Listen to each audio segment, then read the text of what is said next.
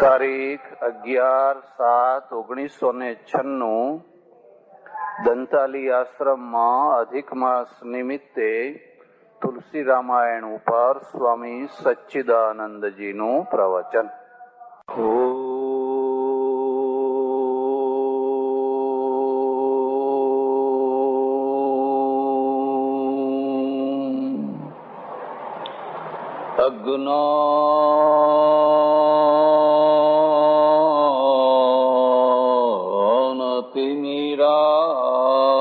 અજ્ઞાનતિમિરાન્ધસ્ય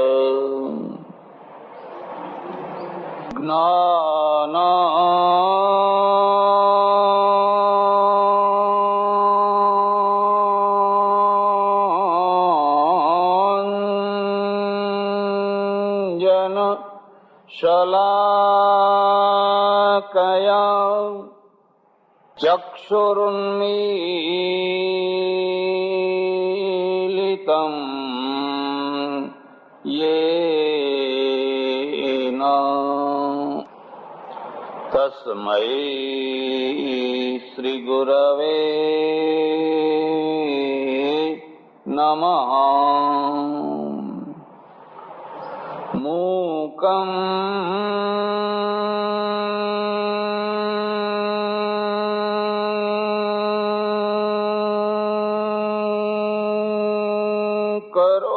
કરોતિ વાચાલં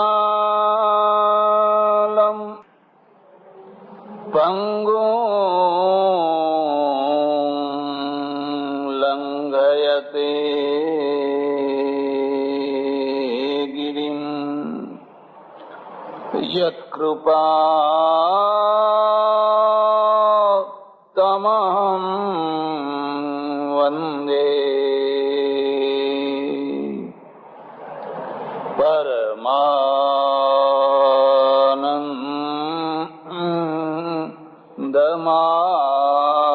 પરમાનંદમાધવં.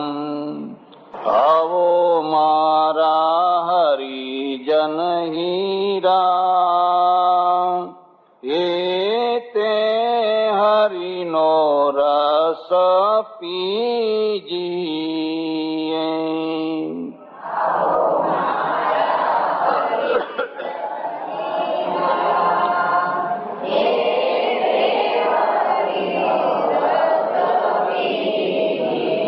જલાવો હૈયે શ્રદ્ધાના દીવા, નિર્મળ ગંગમાં ઝીલીએ. જલાવો હૈયે શ્રદ્ધાના દીવા, નિર્મળ ગંગમાં ઝીલીએ. આવો મારા હરિજન હીરા, હે તે હરિનો રસ પીજીએ.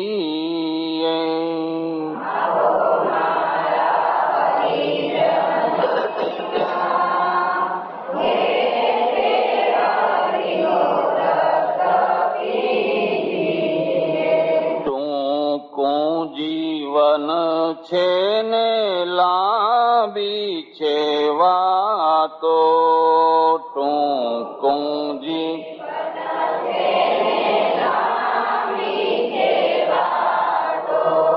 વાસનાનો દરિયો કાંઠો તોડી ધાતો. વાસનાનો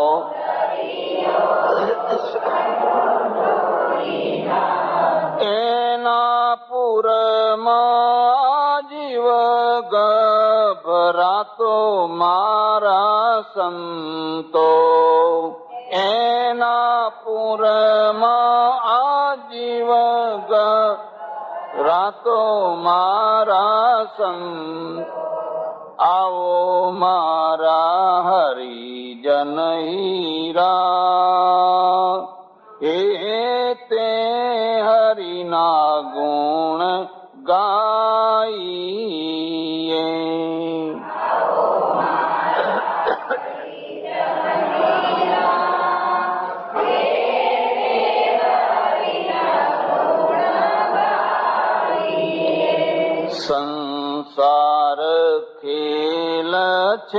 ખોટો ને સાચો સંસાર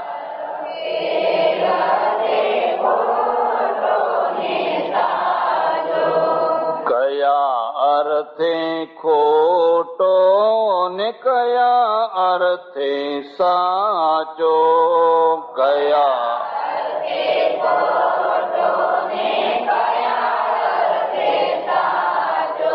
એના અર્થો ના મરમો બતાવો મારા સંતો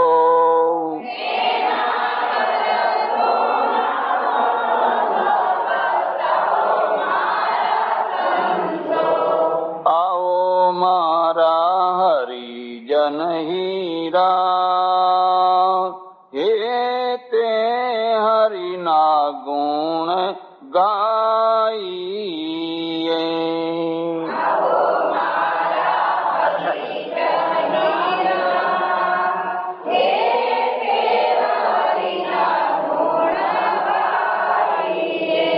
ખટરસ ભોજન થી થયા દાંત ખાટા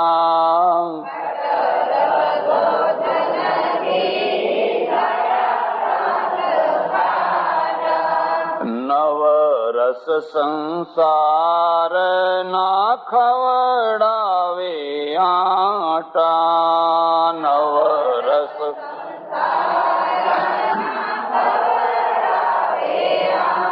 માયા બોરડી ના વાગે ઘણા કાંટા મારા સંતો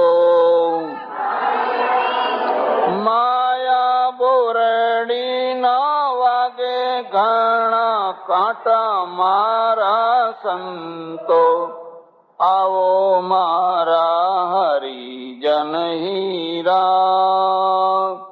હે તે હરિનો રસ પીજીએ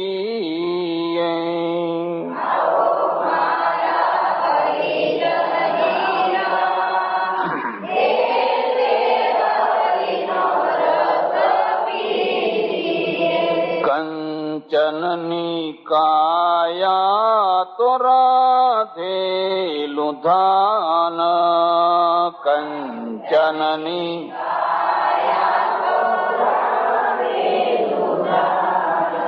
સડતા ગંધાતા નહીં લાગે વાર સડતા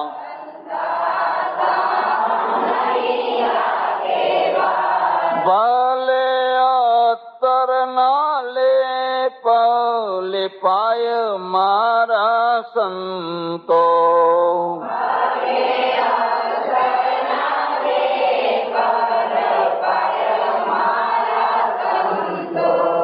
આવો મારા હરિજન હીરા હે તે હરિના ગુણ ગાઈએ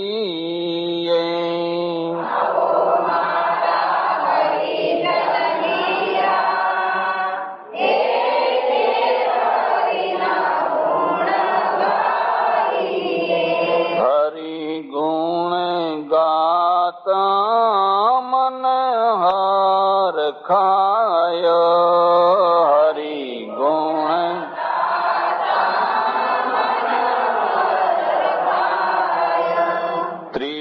ત્રિવિધના તાપની ઝાળ મટી જાય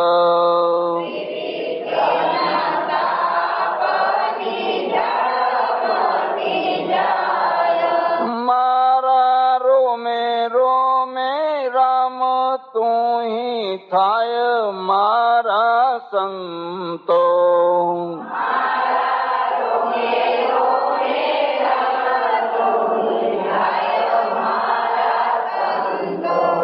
આવો મારા હરિજન હીરા હે તે હરિનો રસ પીજીએ મારા હરિજન હીરા હે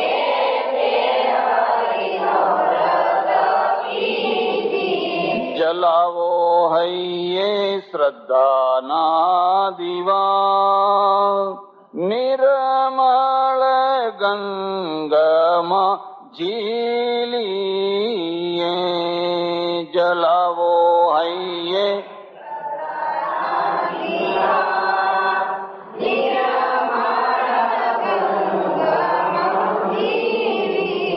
કૃષ્ણ કનૈયા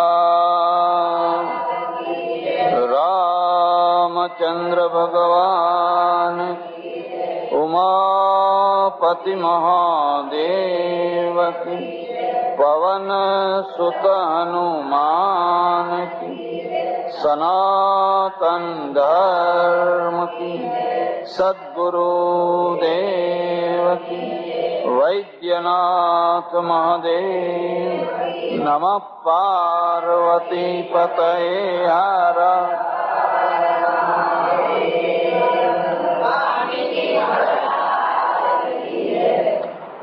અધિક માસના નિમિત્તે સંત શિરોમણી ગોસ્વામી તુલસીદાસ મહારાજ વિરચિત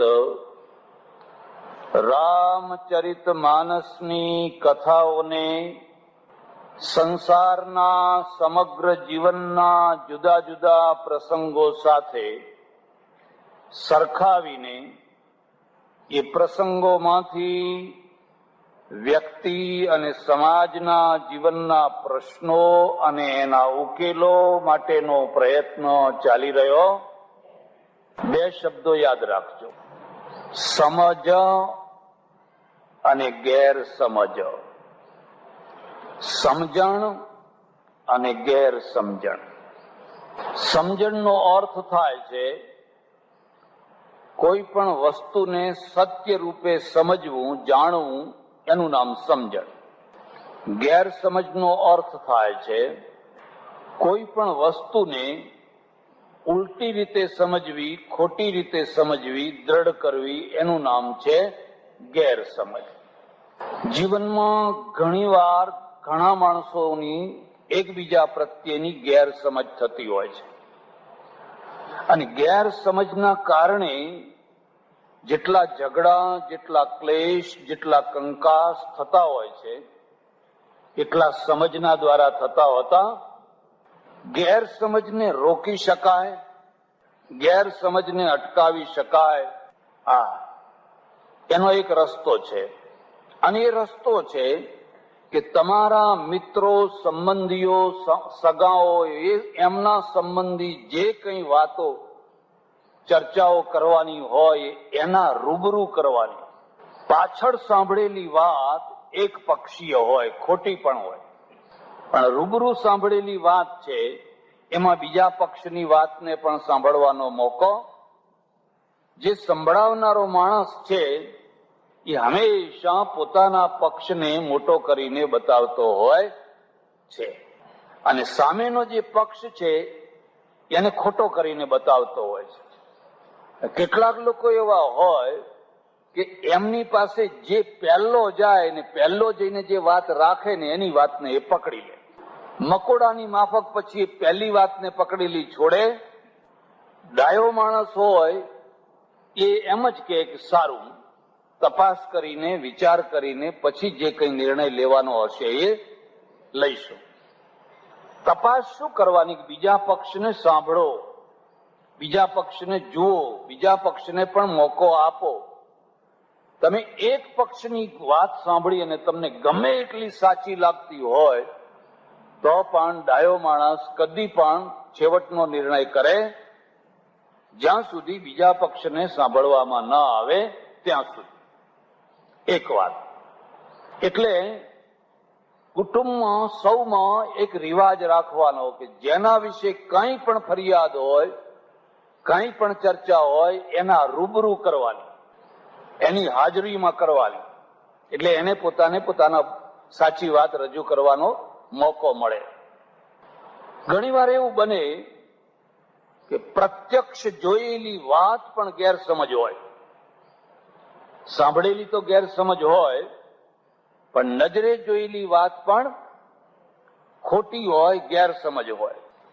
બન્યું એવું કે 5-10 જૈન મુનિઓ એક ગામથી બીજા ગામ વિચરણ કરે, આ ગામવાળા એમનું સામૈયું કરવા માટે, એમનો સત્કાર કરવા માટે કલાકથી ઉભેલા ગામની ભાગોળે, પણ મુનિઓ કોઈ દેખાયા એટલે ચિંતા થવા લાગી કે આ ક્યાં ગયા, ક્યાં ગયા, ક્યાં ગયા, શું થયું, શું થયું, શું થયું. એટલામાં એ જ રસ્તેથી એક માણસ આવતો જોયો. એનું ગાડું લઈને એક ખેડૂત છે, એ ખેડૂત આવતો હતો. એને પૂછ્યું કે ભાઈ તમે આ રસ્તામાં કોઈ જગ્યાએ તમે મુનિઓને જોયા? હા. ક્યાં? તો કે નદીમાં બેઠા બેઠા પાણી પીવે. નદીમાં બેઠા બેઠા પાણી પીવે છે. એટલે આમની શ્રદ્ધા ઉતરી ગઈ કે આ કાચું પાણી પીવે ને જૈન મુનિથી કાચું પાણી પીવાય? ઉકાળેલું જ પાણી પીવાય. તે નજરે જોયું કે હા, મેં નજરે જોયું નદીમાં પાણી પીતા હતા એમ કે. એટલે બધા જે સત્કાર કરવા આવેલા ને એમનો ઉત્સાહ ઠંડો પડી ગયો કે અત્યારે આ કલયુગમાં 5મા આરામાં બધા આવા જ લોકો હોય છે. ચાલો હવે આવ્યા છીએ તો સત્કાર કરીએ, પણ કોઈનો ઉત્સાહ રહ્યો.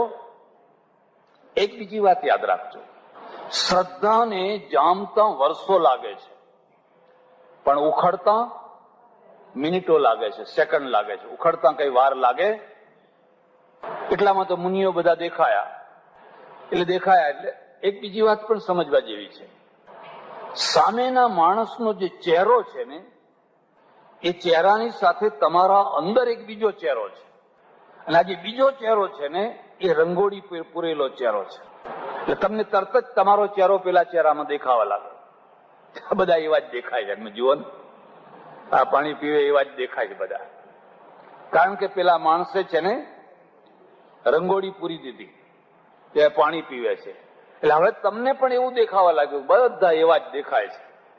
કોઈ એમ કહ્યું હોત, સારી વાત ફેલાવી હોત, સારી ચર્ચા કરી હોત, તો જોતા જ એમ થાય કે ના ના હો, કેટલા તેજસ્વી છે, કેટલા સરસ છે, કેટલા શાંત, કેટલા સરસ મુનિઓ છે. મુનિનો જે ચહેરો છે એ તો એનો પોતાનો છે જ, પણ એનો તમે એક તમારા અંદર એક બીજો ચહેરો પણ બેસાડેલો. અને એના કારણે શું થતું હોય છે કે એક માણસ માટે અત્યંત શ્રદ્ધાળુ હોય છે, અને એ જ માણસ બીજા માણસ માટે અત્યંત અશ્રદ્ધાળુ હોય છે. કોઈ માણસ એવો નથી કે જે બધાનો શ્રદ્ધાળુ હોય. રામને બધા નતા માનતા, રામના વિરોધીઓ હતા, બધાના વિરોધ. મહાવીરના વિરોધીઓ હતા, મહાવીરને તો બહુ પજવ્યા, બુદ્ધને બહુ પજવ્યા. પેલાને અત્યંત ભગવાન દેખાતો હોય, બીજાને એમાં શૈતાન દેખાતો હોય. કે સૌએ પોતપોતાના હૃદયની અંદર પોતાનો એક આગવો ચહેરો બેસાડી રાખેલો છે. એટલે મુનિ આવ્યા, બધાએ વંદન કર્યા, એ કર્યું. હવે એમાં એક બટક બોલો માણસ, એનાથી રહેવાયું નહીં કે મહારાજ સાહેબ, અમે એવું સાંભળ્યું હમણાં કે તમે નદીમાં પાણી પીતા હતા. કહી દીધું, બોલી ગયો. એટલે પેલા મહારાજ હતા, એને કહ્યું હા હા સાચી વાત છે, અમે નદીમાં પાણી પીતા હતા. એમ હે, શું વાત કરો છો? કે હા, અમે જે પેલા અમારા પાત્રમાં ઉકાળેલું પાણી લાવેલા ને, એ પાણી નદીની રેતમાં બેસીને પીતા હતા. હે, નદીનું પાણી નહીં, પણ પોતાનું જે સાથેનું વાસણ હોય ને એમાં જે ઉકાળેલું પાણી હતું ને, એ ઉકાળેલું પાણી અમે બેઠા બેઠા વાપરતા હતા, બધા પીતા હતા. એમ અને બધાને થયું ઓહો, સારું થયું આ ચોખવટ થઈ. અને જો આ ચોખવટ ના થયું હોત તો આ નિર્દોષ મુનિઓના ઉપર એક દોષિત ભાવ જાગૃત થયો હોત. પછી ઠીક છે, હવે આયા તો બરાબર છે, તો એના ઉપર એક દૂષિત ભાવ જાગૃત થયો હોય. આનું નામ ગેરસમજ કહેવાય. પેલો બટક બોલો હતો ને, એ બોલી નાખ્યું તો એમાંથી સમજ આવી. પણ ના બોલ્યું હોત ને, બધા ડાયા હોત ને મનમાં રાખ્યું હોત, તો એ માણસ મરી જાય ત્યાં સુધી ગેરસમજ એના મનમાં ને મનમાં, એ મરી જાય ત્યાં સુધી એની ગેરસમજ દૂર ના થાય. અમારે ત્યાં સંસ્કૃતમાં છે ને એક બહુ મોટો કવિ થઈ ગયો, એનું નામ છે માઘ કવિ. માઘ કવિ. અને આ માઘ કવિ છે ને, એવું કહેવાય છે કે 3 મોટા કવિઓ ઉપમા કાલિદાસસ્ય ભારવે રર્થ ગૌરવમ દંડીના પદલાલિત્યમ માઘે સંતિ ત્રયો ગુણા. તમારે જો ઉપમા જોવી હોય તો કાલિદાસની જોવાની. આ તમે બધા જે ભજન રચો, ભજન ગાઓ, અલંકાર વિનાના હોય એટલે જોડકણા કહેવાય. ભગવાનના કાલાવાલા સારા લાગે, એની કોઈ ના નહીં, પણ કાવ્યની દૃષ્ટિએ એનું જીરો. એની કિંમત કેટલી? જીરો. જ્યારે તમે એમાં ઉપમા કે અલંકારોનો પ્રયોગ નથી કરતા ત્યારે સાહિત્ય નથી હોતું, એ તો જોડકણા હોય છે. હમણાં તમે ભજન સાંભળ્યું, માયા બોરડીના વાગે ઘણા કાંટા. આ સાહિત્ય છે. બહુ દુઃખ પડે છે એવું કહો તો એનો કોઈ અર્થ નહીં. બહુ વેદના થાય છે એટલું લખી દો તો અભિદાય, એનો કોઈ અર્થ નહીં. એ સાહિત્ય ના કહેવાય. અહીંયા માયા છે ને એને બોરડી સાથે સરખાવી છે. માયા એટલે બોરડી, અને બોરડી શું કરે? કાંટા વગાડે. અને એક કાંટો કાઢો એટલે બીજો વાગે, બીજો કાઢો એટલે તમારું કપડું કે તમારો હાથ ભરાઈ ગયો હોય તો બોરડીના ઝંખરાની અંદર, તો જલ્દી તમે એમાંથી છૂટી શકો. આ સાહિત્ય છે, અલંકાર છે. માયા બોરડીના વાગે ઘણા કાંટા મારા સંતો. એટલે ઉપમા જો જોવી હોય, કાવ્યોની ઉપમા, તો કાલિદાસની જોવાની. અને અર્થ ગૌરવ જોવું હોય, અર્થ ગાંભીર્ય ઊંડાણ જોવું હોય તો ભારવીનું જોવાનું. અને પદની લલિતતા જોવી હોય, પદ સુંદર પદો હોય, એમ સાંભળવાના ગમે એવા, તો દંડી કવિ થયો એનું જોવાનું.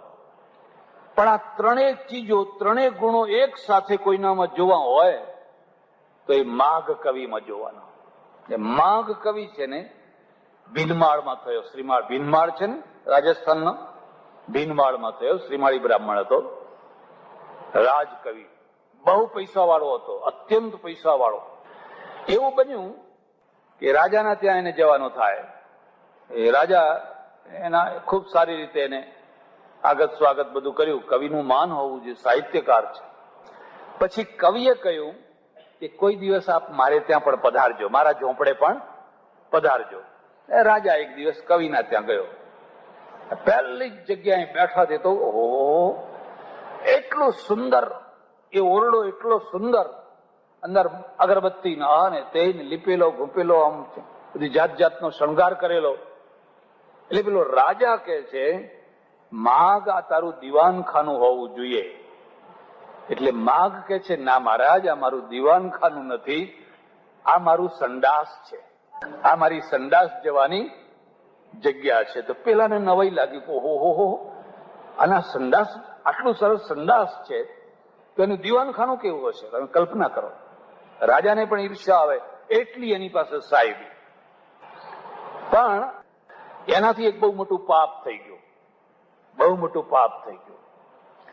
ભર યુવાવસ્થામાં જયારે એની કીર્તિ ફેલાઈ રહી, ચારે તરફ એનો યશ ને જય જયકાર ફેલાવા લાગ્યો, એટલે એનો સગો બાપ છે ને એને ટોક ટોક કરે, મૂર્ખ છે, અજ્ઞાની છે, કશું આવડતું નથી. એવું જયારે જુઓ ત્યારે એને talk talk talk talk talk. 1000 માણસો માન આપતા હોય ને એક જ માણસ, અને એમાંય ઘરનું માણસ ને એમાંય સગો બાપ છે, ઉતારી પાડતો હોય. આ છોકરાથી સહન થયું? સહન ના થયું. એને થયું કે આખી દુનિયામાં કોઈ મારો દુશ્મન હોય ને તો આ મારો બાપ છે. બધા મારા વખાણ કરે છે, બધા જય જયકાર કરે છે, અને આ જ મારો દુશ્મન છે. ધીરે ધીરે ધીરે ધીરે વિદ્રોહ વૃત્તિ વધવા લાગી. વિદ્રોહ વૃત્તિ, પિતાના પ્રત્યે વિદ્રોહ, અને વૃત્તિ ધીરે ધીરે મોટી થવા લાગી. આ બીજી વાતને યાદ રાખજો, તમારા મારા અંદર બેઠેલા જે અસુરો, રાક્ષસો અને રાક્ષસીઓ જન્મે ત્યારે નાના હોય, પણ પછી એને પોષણ મળે એટલે એ મોટા થઈ જાય. એમ વિદ્રોહ વૃત્તિ પણ મોટી થઈ ગઈ. બસ હવે આને મારી જ નાખું, આ જીવતો હશે ત્યાં સુધી મારા સારા ગુણો, મારી કીર્તિ એનાથી જોઈ જતી, મારવો કેવી રીતે? એને શું યુક્તિ કરી કે મેડીબંધ મકાન, એની બારી આગળ ઘંટીનું મોટું આવડું મોટું પડ્યું, એ લઈને ઉભો રહ્યો. નીચે અહીંથી નીકળે કે એના ઉપર પડ્યું, ઘંટીનું પડ્યું, આપણે ભાગી જવાનું, કોણે પડ્યું શું ખબર પડે? ડોસો મરી જશે, આમે ખખડી ગયો. એટલે એક આમ બારીના આગળ ઘંટીનું આવડું મોટું ભારે પડ્યું લઈને ઉભેલો, અંતઈને. કે જરા કે આમ નીકળે કે એના માથા ઉપર પછાડો. બરાબર આ જ ટાઈમે શું થયું, એ મેળીના નીચે ડોસો ને ડોસી બે ચર્ચા કરે. પેલી ડોસી છે, માં છે ને, એ કહે છે, અરે અરે તમને કઈ વિચાર આવે છે? મારા દીકરાના જય જયકાર થઈ રહ્યો છે ચારે તરફ, અને તમે એકલા જ એને ઉતારી પાડો છો. જયારે જુઓ ત્યારે ટક ટક ટક ટક ટક ટક ટક ટક કરો છો. કેટલો એનો જય જયકાર થાય છે. એટલે પેલો ડોસો શું કે છે કે તારા કરતા એના જય જયકારનો મને વધારે આનંદ આવે છે, મને બહુ સુખ થાય છે. પણ આ જય જયકાર કરનારા મારા છોકરાને ખતમ ના કરી નાખે એટલે હું એને ઉતારી પાડું છું. બહુ રૂપાળું હોય ને માણસ, બહુ છોકરું રૂપાળું હોય તો અહીં થોડું કાળું ટપકું કરે, જોકે રૂપાળું ના હોય તોય કરે. કારણ કે દરેક માને પોતાનું છોકરું રૂપાળું, દરેક માને, કોઈ પણ માં હોય એને પોતાનું છોકરું કાળું કલુટું ગમે તેવું હોય તોય. રાજાએ એના હબસી સિપાહીને કહ્યું, હબસીને કહ્યું, હબસી જાણો છો ને, આફ્રિકાનો, એને કહ્યું જો કાલ આખા નગરમાં ફર અને રૂપાળામાં રૂપાળું છોકરું હોય મારી પાસે લઈ જાય. આખા નગરમાં ફર્યો પણ એને કોઈ જગ્યાએ મન માન્યું. છેવટે પોતાનું જ લઈ ગયો. આવડા જાડા હોઠ, ઝીણી આંખો, મોટું દાંત અને બિલકુલ કાચબો જોઈ લો, લઈ ગયા. શું લાવ્યો કે આખા ગામમાં આના જેવું બીજું કોઈ રૂપાળું છોકરું. સૌંદર્ય છે ને એ માત્ર આંખથી જોવાની વસ્તુ નથી, એ હૃદયથી જોવાની વસ્તુ છે. અને માત્ર આંખથી જે દેખાય છે એ લુખું સૌંદર્ય છે, પણ આંખની સાથે જયારે હૃદય મળે એટલે પછી જે સૌંદર્ય દેખાય એમાં પ્રેમ સાથેનું સૌંદર્ય હોય, રાગ સાથેનું હોય. આ છોકરા પ્રત્યે રાગ છે, આ છોકરા પ્રત્યે પ્રેમ છે, એટલે એને બહુ વાલું લાગે, બહુ રૂપાળું લાગે છે. એમ રૂપાળું બાળક હોય એને થોડો કાળો ડાઘ કરવામાં આવે. એટલા માટે ડાઘ કરવામાં આવે કે કોઈની નજર લાગે. દરેક ગામમાં, દરેક મોહલ્લામાં એક બે જણા નજર લગાડનારા કોઈ ના હોય. હો, કોઈ ના હોય. એ તો બધા વહેમ છે. મને એકવાર નજર લાગેલી શું વાત કરું. હું ભાદરણમાં ચાતુર્માસ કરું અને કઈક માદો થઈ ગયેલો, તાવ બાવ કઈ 2-4 દિવસ આવેલો, તે બધા સોણાવથી બધી 8-10 ડોસીઓ આવી, તે મને બીમાર જોયો ને એટલે અંદર અંદર વાત કરે, જોયું જોયું આંખો કેવી દેખાય છે. મને કે હવે તમે સુઈ જાઓ પાટ ઉપર. મેં કહ્યું કેમ? ના કે હવે અમે જે વિદ્યા કરીએ એ જુઓ તમે. એ તો બધા પેલું કઈ છાણ ને વાટકી ને અંગારો દેવતા ને બધું લઈ આવ્યા મારા ઉપર. આમ હું તો બેઠું તો જોયા કરું કે આ નાટક જોવા જેવું છે. બધું આમ કરી એના ઉપર પાણી નાખ્યું ને છામ દઈને વાટકી ચોંટી ગઈ એકદમ. કારણ કે અંગારાથી તપી રહેલી અને અંગારાથી તપવાના કારણે અંદરની હવા નીકળી ગયેલી અને પછી ઓચિંતાનું પેલું પાણી પડ્યું ને એટલે એકદમ ચોંટી ગઈ. અને પછી તો હા હા હા હા પેલું જોડું લઈને મારે ઉપર. રાડ કે કઈ વળગી છે, કઈ વળગી છે એમ કરી કરીને મારે. કોઈની નજર કઈ લાગતી. ભેંસને નજર લાગે, માણસને નજર લાગે, દરેકને વાત વાતમાં લાગી જાય. એટલે પણ બીજી રીતે નજર લાગે એ વાત સાચી છે. હું તમને કહું બીજી રીતે શું છે કે તમારું ઐશ્વર્ય હોય, તમારું સૌંદર્ય હોય, તમારો યશ હોય, તમારી કીર્તિ હોય, તમારી ચડતી દશા હોય તો કેટલાક લોકોની આંખમાં ફૂલું પડવાનું ને એ તમારું ભૂંડું છે એ નજર લાગી જાય, તમારા પાછળ પડી જાય, તમારા પાછળ પડી જાય, તમને શાંતિથી જીવવા દે, શાંતિથી આ નજર લાગી. મને કે તારા કરતા મારા દીકરાનો મને વધારે આનંદ છે, પણ મારા દીકરાને કોઈ નજર ના લગાડે અને એની કારકિર્દી છે ને અધ વચ્ચે કોઈ કાપી ના નાખે એટલે મારે એને ટોકતા રહેવું પડે છે. એક બીજી વાત પણ યાદ રાખજો, એક ટોકનારું માણસ રાખજો. તમને ટોકે એવું એક માણસ રાખજો, પણ ટોકે એવું કોઈને ગમે નહીં. વખાણ કરે એ બધાને. બાપને ટોકવાનો હક છે, માને ટોકવાનો હક છે, પતિને ટોકવાનો હક છે અને પત્નીને પણ ટોકવાનો હક છે. અને આ જે સાચી ટોકવાની વૃત્તિ છે ને એનાથી માણસનું કલ્યાણ થાય છે. અને જો કોઈ ટોકે જ નહીં ને તો કોઈ રોકે જ નહીં ને રોકે જ નહીં તો અનર્થો થઈ જાય. એટલે બે ડોશી બે વાત કરી રહ્યા છે. અરે મને તો એટલો મારા દીકરાના વખાણ સાંભળીને એટલો આનંદ થાય છે, એટલો આનંદ થાય છે, એટલો આનંદ થાય છે. હવે પેલો ઉપર સાંભળે છે અને એના મનમાં પશ્ચાતાપ, હું જેને દુશ્મન સમજતો હતો એ ખરેખર દુશ્મન નથી, પણ મારા હિતેચ્છુ છે, મારું કલ્યાણ કરનારા છે. મા બાપ ગમે એવા ઝઘડે, લડે, ટોકે, પણ અંતે તો એ મા બાપ જ છે. એમના મનમાં કદી ખોટી ધારણા હોય? પણ હવે શું કરવું? કન્ટિન્યુ પડ્યું એક તરફ મૂકી દીધું અને ત્યાંથી સડસડાટ દોડતો નીચે ઉતર્યો અને નીચે ઉતરીને પગમાં પડી ગયો. આ બીજી વાત યાદ રાખજો. સારા માણસની નિશાની, સારા માણસની એ નિશાની નથી કે કદી ભૂલ ના કરે. ભૂલ તો બધાથી થાય, સારાથી એ થાય અને ખોટાથી એ. પણ સારા માણસની નિશાની છે કે ભૂલનું પ્રાયશ્ચિત કરે, ભૂલનો સ્વીકાર કરે, પ્રાયશ્ચિત કરે. મારાથી આજ બહુ મોટી ભૂલ થઈ ગઈ અને બહુ મોટો અનર્થ થવાનો હતો. મારા હાથે એક બ્રહ્મ હત્યા થવાની હતી, પિતૃ હત્યા થવાની હતી, પણ સારું થયું કે મેં તમારી વાત સાંભળી અને મારી ગેરસમજ દૂર થઈ ગઈ. શું દૂર થયું? પિતા પ્રત્યેની ગેરસમજ. મારો દુશ્મન છે, મારો દુશ્મન છે. અરે દુશ્મન નથી, એ સૌથી વધારે હિતકારી છે. હવે તમે મને પ્રાયશ્ચિત આપો, મને કોઈ દંડ આપો, મને આ પાપનો કંઈક ફળ, એનું કંઈ દંડ આપો તો હું એ ભોગવું, તો હું આમાંથી છૂટું. એટલે એના પિતાએ કહ્યું, ભાઈ દંડ તને આપું, પ્રાયશ્ચિત આપું, તું એક કામ કર, 6 મહિના તારા સસરાના ત્યાં રહેવા જા. કે આવો દંડ હોતો હશે સસરાના ત્યાં તો મજા આવે, લીલા લહેર થઈ જાય સસરાના ત્યાં તો. ખાટલા ઉપર બેસવાનું અને આ પાણી આવે, ચા આવે, શરબત આવે, જમઈ આવે, જમઈ આવે, લાપસી આવે, શીરો આવે, રોજ નવા પકવાન આવે. કોને ના ગમે આવો દંડ? કે હા મેં સમજીને આપ્યો છે, તું જા. આ તો એના સસરાને ત્યાં ગયો, એની પત્નીએ ત્યાં.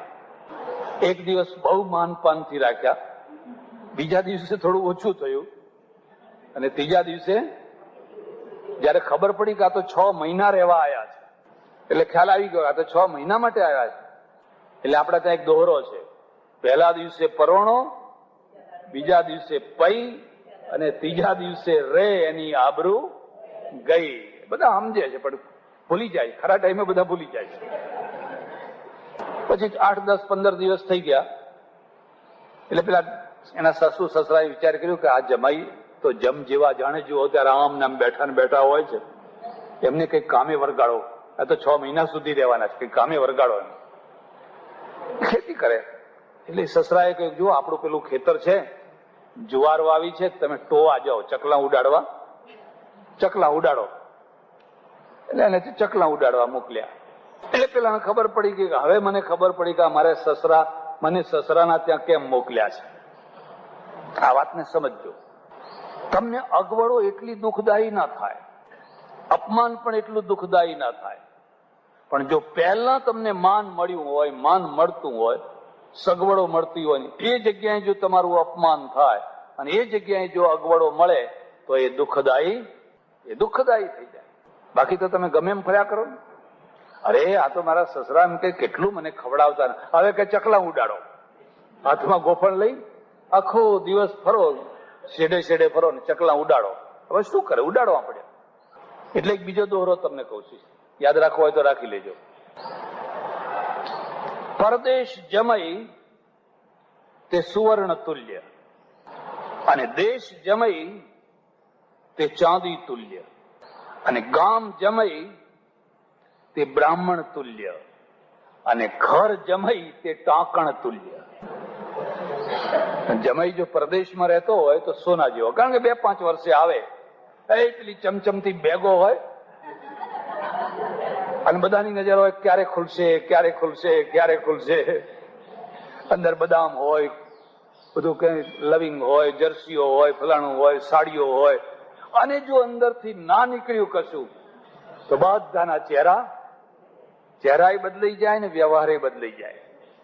એટલે ઘણા ખરા આજકાલ એવા ડાયા માણસો થયા છે કે બેગો બીજે ઉતારીને પછી આવે, અહીં બેગો લઈ જવા જેવી. પરદેશ જમાઈ તે સોના તુલ્ય, એ સોના જેવો હોય, કારણ કે કોઈ કોઈ ટાઈમે જ આવે. અને દેશ જમાઈ હોય એ ચાંદી જેવો હોય. આજુબાજુ કઈ રહેતા હોય, આવે વર્ષમાં એકાદ વાર બે વાર આવે, ઠીક છે. પણ ગામ જમાઈ હોય તો બ્રાહ્મણ તુલ્ય, કે મહારાજ આવો બેહો, એમની મેળે આસન લઈને બેહે. કેમ પાણી પાણી પીવું છે? ના ના ના ચાલશે, સારું ત્યારે ચાલશે, જાઓ. ગામ એ ગામનો જમાઈ. અને ઘર જમાઈ તે ટાંકણ તુલ્ય, ઘર જમાઈ તે, હવે આ ભાઈ ઘર જમાઈ થયા, અને ઘર જમાઈ થયા એટલે ટાંકણી જેવા થઈ ગયા. એક બીજી વાત પણ યાદ રાખજો, સ્વમાન છે ને, એ સ્વમાન જયારે પૈસા સાથે સંધિ કરે ને ત્યારે પૈસો જીતે. સ્વમાન હારે અને પૈસો જીતી જાય. અને પૈસો જીતી જાય તો એ જીતેલો પૈસો પેલા હારેલા માણસ પાસે બધી દશા કરાવે, બધી દશા કરાવે. શેઠના દીકરા ઘર જમાઈ, તે નોકરો જેવી એની નોકરોના ભેગા રાખે ને, બધા નોકરોને કે કેરીઓ ખોળો, રસ કાઢો, આમ કરો તેમ કરો, આખો દિવસ હુકમ જ કરતા હોય. એટલે પેલો બિચારો કેરીઓ ઘોળવા બેઠો. એટલે પેલા નોકરો શું કે છે કે ઘર જમાઈ કેરીઓ ઘોળો, કેરીઓ ઘોળો. આ બિચારો છે ને આવીને આવી રીતે ત્યાં રહેવા લાગ્યો. હવે એમ કરતા કરતા થયું શું, એની જે પત્ની ને, એ પત્ની પ્રસૂતિ થવાની, પણ ઘરમાં પૈસા નહીં. આ પ્રસૂતિનો ખર્ચો કેવી રીતે કાઢવો? એટલે ભાતું લઈને આવે. ભાતું લઈને આવે ત્યારે વાતો કરે, તમે આ રોજ જયારે જુઓ ત્યારે કઈ કાગળ ઉપર લખ લખ લખ લખ કરો છો. અભણ પત્ની હોય ને, અભણ પત્ની, અને બહુ ભણેલો પતિ હોય ને, એ બહુ ભણેલા પતિની કદી પણ પેલી અભણ પત્ની કદર ન કરી શકે. એમ જ સમજે કે આ જુઓ ને, જયારે જુઓ ત્યારે કઈ લખ લખ લખ લખ લખ. અરે આ છોકરા, આ ઘર, આ કંઈક જુઓ, ધ્યાન આપો. એ શું લખે છે કે કેટલું ઊંચું લખે છે કે એને કઈ ગતાગમ ના હોય. એને બૌદ્ધિક કજોડું કહેવાય. અને બે ભણેલા હોય, બે સાહિત્યકાર હોય, બે કવિ હોય. તો અમારે ત્યાં લખ્યું છે કે અરે ચાંદની પૂર્ણિમાની રાત હોય ને, અગાસીમાં બંને બેઠા હોય અને એકબીજાની કવિતા, એકબીજાનું સાહિત્ય, એકબીજાની ચર્ચા કરતા હોય. એટલો આનંદ આવે કે રાત ક્યાં વીતી ગઈ એની કઈ ખબર પડે. બેમાં ભેદ છે, બંનેમાં ભેદ છે. તમે કંઈક બે પૈસા કમાઓ તો મારા દિવસો છે ને પછી આપણે કરશું શું? એટલે એને કહ્યું કે હા, વાત તો સાચી છે. એક બીજી વાત પણ સમજજો, જે અત્યંત સરસ્વતીનો ઉપાસક હોય ને, કદાચ એને લક્ષ્મીની ઉપાસના ના આવડે. બધાને સરસ્વતીની ના આવડે ને બધાને લક્ષ્મીની પણ આવડે. નરસિંહ મહેતાની પાસે તમે એમ વિચાર કરો કે તમે એક પેઢી ચલાવો તો એ નરસિંહ મહેતા ભજન રચી શકે, પણ પેઢી ચલાવી શકે? પેઢી ના ચલાવી શકે. પેઢી ચલાવવા માટે જુદી બુદ્ધિ જોઈએ અને ભજન રચવા માટે જુદી બુદ્ધિ જોઈએ. પેઢી ચલાવનારો તો મરતાની સાથે મરી જવાનો છે, પણ આ ભજન રચનારો છે એ કદી મરવાનો, એ તો અમર થવાનો છે. સરસ્વતીનો પુત્ર છે, આ લક્ષ્મીજીનો પુત્ર છે. લક્ષ્મીનો પુત્ર અમર ના હોય, સરસ્વતીનો પુત્ર અમર હોય. તેને કહ્યું તું ચિંતા ના કર, તું ચિંતા ના. અરે શું ચિંતા ના કર, ચિંતા ના કર. તમે તો જયારે જુઓ ત્યારે આવું જ કહે છે, ચિંતા ના કર, ચિંતા ના કર. આ બધું હવે તો થોડા દિવસ કરશું શું પછી આપણે? બહુ માથું ખાધું. આ બીજો મુદ્દો પણ યાદ રાખજો. પ્રત્યેક પત્ની દરિદ્ર અવસ્થામાં એના પતિનું માથું ખાતી જ હોય છે. તો બિચારી કરે શું? એને તો આ જોઈએ, તે જોઈએ, દૂધ જોઈએ, ચા જોઈએ, ખાંડ જોઈએ, લોટ જોઈએ, ફલાણું જોઈએ. પેલાને કઈ પડી ના હોય એટલે માથું ના ખાય તો બીજું ખાય શું? લોટ તો ખાવાનો છે નહીં ઘરમાં, રોટલા તો ખાવાના છે નહીં, માથું ખાય. પેલા એ કહ્યું તું ચિંતા ના કર, લે હું તને એક શ્લોક રચી આપું છું. આ મારો શ્લોક જઈને તું રાજાને આપી આવજે. રાજા બહુ કદરદાન છે અને દર રવિવારે એ સારા સારા કવિઓની કવિતાઓ સાંભળે છે. એટલે તું કહેજે કે અમારા પતિનો રચેલો શ્લોક છે એ અહીં ગામમાં આવતા નથી, વગડામાં જ રહે છે, એટલું કહીને તું આ શ્લોક કઈ આપજે, તને કઈનું કઈ આપશે. આવું કાગળિયા ઉપર જોયું અને નિશાસો નાખ્યો કે આમાં કઈ પૈસા હોતા છે, આનાથી કઈ પૈસા મળે. પણ ગઈ બધાના સાથે બીજા બધા કવિઓની કવિતાઓ સાંભળી રાજાએ. પછી આને શ્લોક આપ્યો. ત્યાં સુધીમાં કઈ કામ આવી ગયું એટલે ઉતાવળમાં એ શ્લોક એ વાંચી શક્યો. શ્લોકને મ્યાનના ખોળામાં મૂકી દીધો. પેલું જે તલવારનું મ્યાન ખરું ને એમાં એ શ્લોકની પટ્ટી મૂકી દીધી અને કહ્યું સારું જાઓ. હવે બન્યું એવું કે રાજા એના મહેલની અંદર એક છત્રી પલંગમાં રોજ સુઈ જાય અને એમાં એકદમ 3-4 ઇંચના ગુલાબ પાથરવામાં આવે, અત્તર છાંટવામાં આવે, એટલી સુંદર સહેજ બનાવવામાં આવે કે જેને ઊંઘ ના આવતી હોય એને પણ ઊંઘ. ત્યાં માળી આવીને રોજ આવી સૈયા બનાવે. હવે તે દિવસે એને ખબર નહીં શું થયું. એને કહ્યું કે ઓહો વર્ષોથી હું આવી સહેજ બનાવું છું રાજા માટે, રોજ નવી, પણ કદી આમાં ઊંઘ્યો નથી. આમાં કેવી ઊંઘ આવતી હશે ને કેવું લાગતું હશે. હજુ રાજાને આવવાની ઘણી વાર છે. લાઈન થોડી વાર ઊંઘી જવું એમ કે. એટલે તમને ખબર નહીં હોય આ પૈસાદાર લોકોના બંગલાની અંદર જે ફર્નિચરો અને પલંગો હોય ને એ બધા શેઠિયાઓ આગા પાછા બહાર ગયા હોય ને ત્યારે નોકરો આનંદ કરી લે પેલા. પછી એક માણસને જો હે ગાડી આવી એટલે ફટફટ બધા ઉભા થઈ જાય, પણ ત્યાં સુધી પાછા આનંદ કરી લે. એટલે તો એ પલંગ ઉપર સુઈ ગયો ને આંખ મીચી ગઈ, બરાબર આંખ મીચી ગઈ. અને તે દિવસે રાજાને કઈ બીજું કામ નીકળ્યું ને એ સમયસર આવી શક્યો. એટલે રાણી આવીને રાણીએ જોયું કે ઓહો રાજા તો આવીને સુઈ ગયા છે. એટલે બાજુમાં સુઈ ગઈ ને પછી અડધો કલાક થયો હશે ને ખરો રાજા આવ્યો. અને ખરા રાજાએ આ દ્રશ્ય જોયું અને જોતાની સાથે એને એવો કાળ ચડ્યો, એનો ફટ દે તલવાર ખેંચી માથું કાપી નાખું, બેયના માથા. પેલો જે શ્લોક હતો ને એ શ્લોકનો કાગળ છે ને એ બહાર નીકળ્યો. એને એમ થયું કે આ કાગળ શું છે, જરા વાંચ્યું તો ખરો. માગે એક શ્લોકમાં લખેલું સહસા વિદધીત ન ક્રિયામ અવિવેક પરમાસ્પદામ પદમ વૃણુતે વિમૃશ્યકારિણ ગુણલુબ્ધા સ્વયમેવ સંપદ. કદી પણ કોઈ દિવસ ઓચિંતાનું કોઈ સહસા ન વિદધીત ક્રિયામ, ઓચિંતાનું કોઈ કાર્ય કરવું, અવિવેક પરમાસ્પદામ પદમ, જે અવિવેક છે, જાણ્યા સમજ્યા વિચાર્યા વિનાનું કરેલું જે કામ છે એ તો આપત્તિઓ લાવનારું છે. પણ જે લોકો ધીરજ રાખીને તપાસ કરીને વૃણુતે વિમૃશ્યકારી જે છે ગુણલુબ્ધા સ્વયમેવ સંપદ, એમને આપોઆપ સંપત્તિ મળતી હોય છે. એ વિચારમાં પડી ગયો. તલવાર મ્યાન કરીને એક ખૂણામાં સંતાઈ ગયો, ઉભો જોવા લાગ્યો. એને એટલું જોયું, સારું થયું કે હજુ રાજા આવ્યા નથી. હું એમ સમજી કે રાજા સૂતા છે એટલે હું સુઈ ગઈ. તું જતો રહે અહીંથી જલ્દી. રાજા સાંભળી રહ્યો છે. રાજાએ વિચાર કર્યો કે ઓહો કેટલી મોટી ગેરસમજ થવાની હતી, કેટલો મોટો અનર્થ થવાનો હતો. જો આ શ્લોક ના હોત તો મારી રાણીને હું આજે મારી નાખોત અને માળીને પણ મારી નાખવાની વાત જવા દો, પણ બે કલંકિત થઈને મરો તો એનામાં કલંકનો બચાવ કરનારું કોઈ ત્રીજું માણસ કોઈ દુનિયામાં રહેવાનું કે પાછળથી કોઈ એમ કે ભાઈ આ તો નિર્દોષ હતા એવું કહેનારું કોઈ ના રહે. એ તો કલંકથી મરો તે. રાજાએ કોઈને વાત ના કરી. પણ બીજા દિવસે એને કહ્યું ભાઈ આ શ્લોક લાવનાર કોણ છે? તો કે એક બ્રાહ્મણ છે, ઘર જમાઈ થયેલો છે, પડ્યા છે ખેતરમાં, ચકલા ઉડાડે છે, હો કરીને આખો દિવસ ચકલા ઉડાડે છે. એની ઘરવાળી છે, એને બોલાવો. એને બોલાય. પેલા ખજાનચીને કહ્યું કે એને 1.25 લાખ સોના મોરો આપો. 1.25 લાખ? આજ સુધી તમે કોઈને 1 આપી છે, કોઈને 2 મોરો આપી છે, બહુ તો 5 આપી છે, અને આને 1.25 લાખ કે હા એને 1.25 લાખ મોરો આપો. એટલે આ મુદ્દાને સમજજો. એક સમજણ છે અને એક છે ગેરસમજ. એટલે અમારે ત્યાં શાસ્ત્રમાં એવું લખેલું છે નીતિમાં, અવ્યક્તે સ્વપરાધેષુ ચિરકારી પ્રશસ્યતે દાસભૃત્ય જનાનાંચ.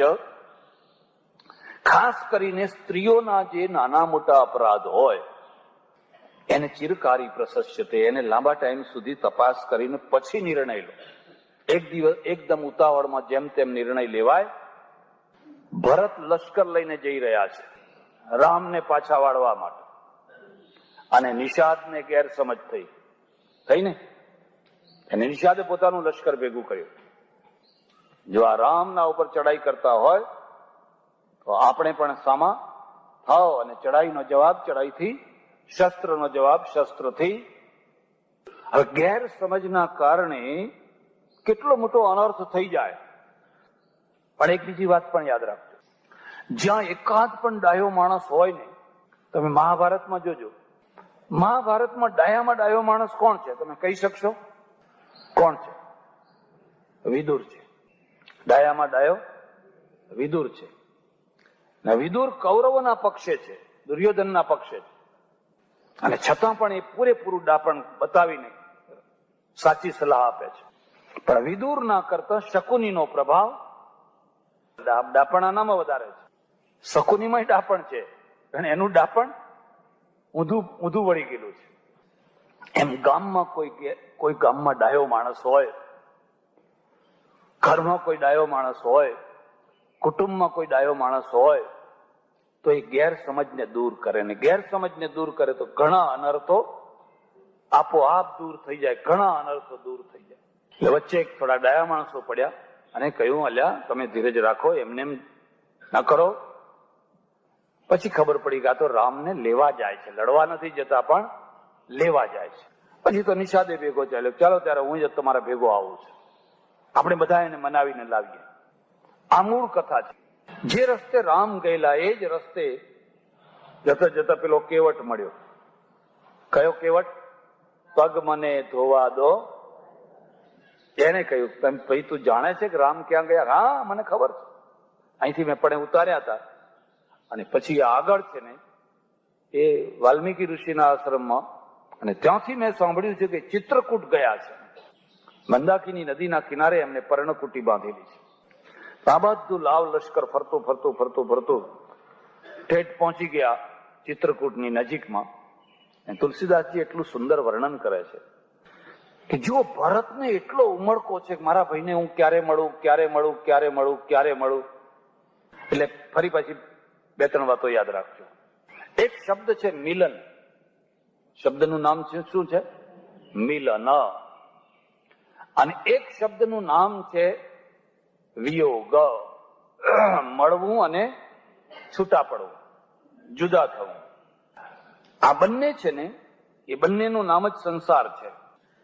કોઈ વાર આપણે મળીએ છીએ તો કોઈ વાર જુદા પડીએ છીએ, અને બે દુઃખદાયી છે. ન ગમતા માણસોને મળવાનું થાય તો દુઃખ થાય, અને ગમતા માણસોને મળવાનું થાય તો સુખ થાય.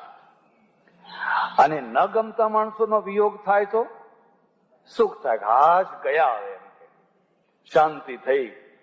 અને ન ગમતા માણસોનું મિલન થાય તોય દુઃખ થાય.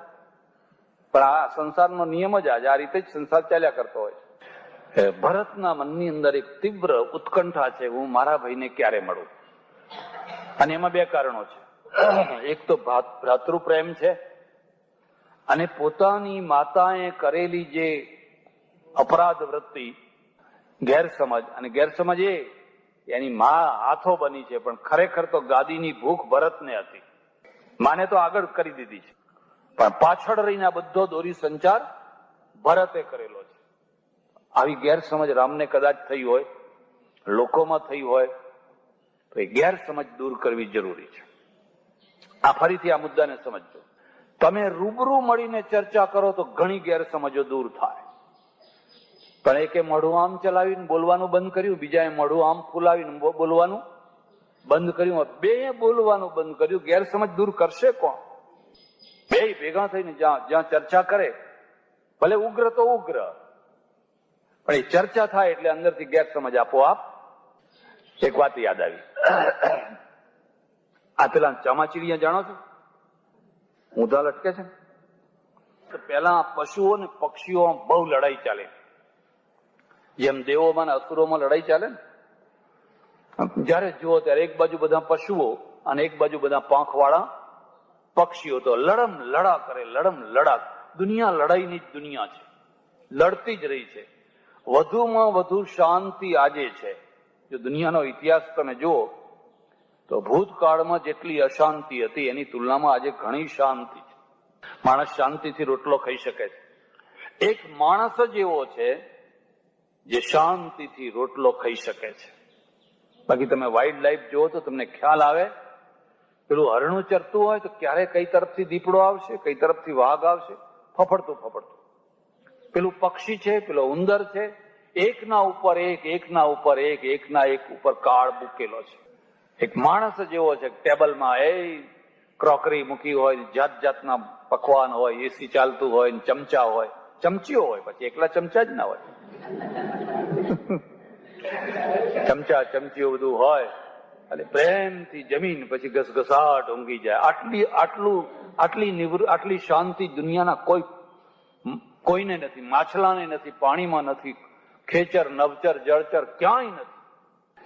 એટલે ભરત છે ને, એ ભરત રામને મળવા જઈ રહ્યા છે અને એમણે જોયું, દૂરથી દેખાય છે કે રામ, પહેલી પર્ણકુટી દેખાય એ રામની છે. બીજી એક વાત પણ યાદ રાખે, મહેલ કે પર્ણકુટી એ સુખ દુઃખમાં મુખ્ય કારણ નથી, પણ અંદર રહેનારા માણસો મુખ્ય કારણ છે.